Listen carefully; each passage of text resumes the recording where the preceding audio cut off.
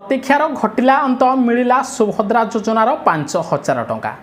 प्रधानमंत्री नरेंद्र मोदी ओडिशा आसी सुभद्रा योजन 25,11 जन महिला बैंक खाता को 5,000 टंका डीबीटी माध्यम प्रदान करिसेंती। एथिपाई सरकार 1250 कोटी टंका ट्रांसफर करछंती।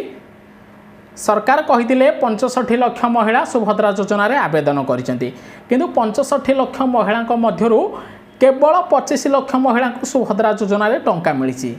जदि आपण देखिबे प्रत्येक जिलूर 70 रु 80 हजार महिला को सुभद्रा योजन टंका प्रदान करा जायछि। तो जो माने ओटीपी देइथिले सेमानकु तो टंका मिली एवं जो माने ओटीपी न देई मध्य आवेदन करथिले सेही महिला को मध्य टंका मिली।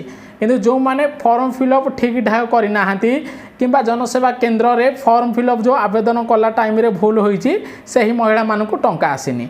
से आप वेट करूँ आपन को मिल प्रथम पर्यायर 25 लाख महिला को मिली।